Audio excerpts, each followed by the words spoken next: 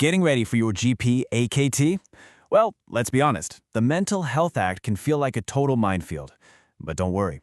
In the next few minutes, we are going to build your essential MHA toolkit, breaking down all those key sections so they're crystal clear on exam day. Let's jump right in.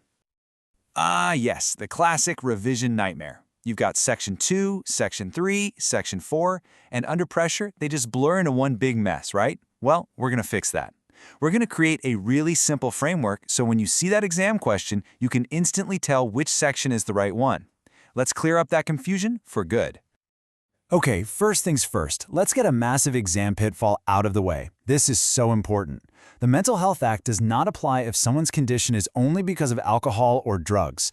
Now, if they have an underlying mental disorder as well, that's a different story. But simple intoxication? Nope. The MHA doesn't cover it. Get that locked in your brain. To make this all stick, we're going to break it down into 4 simple parts. We'll start with a big one, assessment versus treatment. Then we'll look at the emergency holding powers. After that, we'll head out into the community, and we'll wrap it all up with a single cheat sheet that has everything you need to know. Right, let's dive into the absolute bread and butter of the MHA. These are the 2 sections you'll see time and time again, and they're the easiest to mix up, Section 2 and Section 3.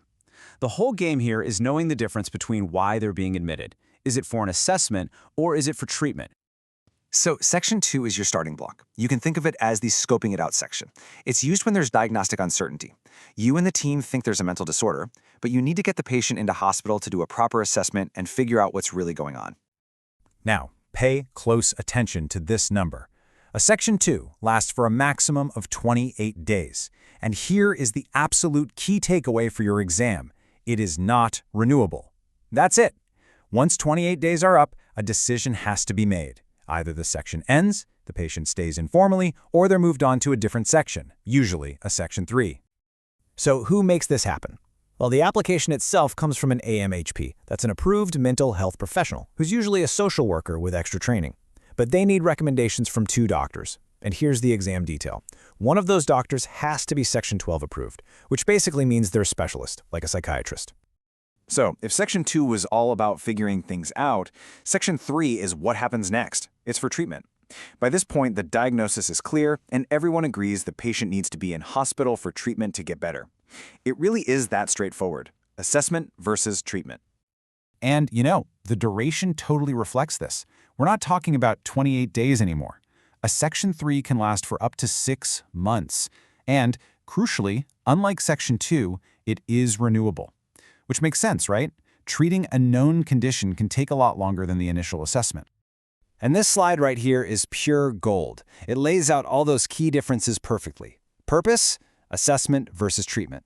Duration, 28 days versus 6 months. Renewable, a hard no versus a yes. The people involved are pretty similar, but for a Section 3, it's important that both doctors have seen the patient really recently. You should definitely burn this slide into your memory. Okay, so far we've been talking about planned, organized admissions. But what happens when a situation is blowing up right now, and you just don't have time for the full process? Well, that's where the emergency powers come into play. This is the exact reason Section 4 exists. Just picture a crisis escalating fast. Trying to get 2 doctors, one of them a psychiatrist, to do a full Section 2 assessment, it's just not going to happen in time. The delay would be unacceptable, and the risk to the patient or others is just too high. So Section 4 is the emergency fix. It lasts for up to 72 hours. And look at this, it only needs a recommendation from 1 doctor. And this is where you, as a GP, are very likely to get that call. It's really just a temporary measure to get someone to safety, and it's almost always converted into a proper Section 2 once they arrive at the hospital. All right, let's switch gears to a totally different scenario. Imagine this. You have a patient who's in hospital voluntarily, an informal patient. They're on a surgical ward, let's say, but their mental health is deteriorating, and they suddenly say, "I'm leaving." But you know they're a risk. What can you actually do? This is where your holding powers are absolutely vital. Section 5.2 is the doctor's power. It lets you legally stop that patient from leaving for up to 72 hours. That gives you time to get a proper MHA assessment sorted. Now, nurses have a similar power, Section 5.4, but here's the exam-critical difference. Their power only lasts for 6 hours. So 72 for doctors, 6 for nurses. Remember that. So far, we've pretty much been inside the hospital, in A&E or on the wards. But the Mental Health Act doesn't stop at the hospital doors. It also provides powers that can be used out in the community. So let's take a look at those. Now, this slide breaks down the two main police powers, and the difference is all about one thing: location. Section 135 is for private property. Think inside someone's house. To use this, the police need to get a warrant from a court.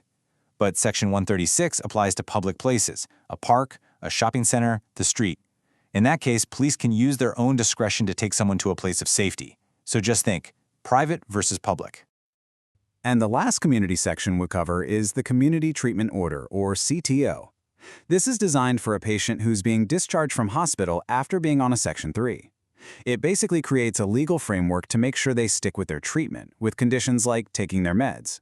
If they don't, they can be brought right back to the hospital. Okay, we have covered a lot of ground. We've gone from assessment and treatment to emergencies to what happens out in the community. So now, let's pull all of that together onto one single slide. This is your ultimate MHA cheat sheet, perfect for that last-minute look before the exam. And here it is, your one-stop shop. Just remember the pairings. Section 2 is for assessment, 28 days. Section 3 is for treatment, 6 months, and it's renewable. The emergency ones? Section 4 for an emergency admission, 72 hours, 1 doctor. And Sections 5.2 and 5.4 for holding patients who are already in. And finally, out in the community, you've got Section 136 for police in a public place. It's all right there. Okay, let's finish with a quick pop quiz. A patient is in a shopping center, a public place, and they're obviously very distressed.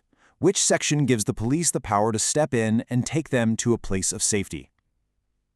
If you said Section 136, you are absolutely spot on. I really hope this toolkit helps you nail those MHA questions in your AKT. Thanks for tuning in.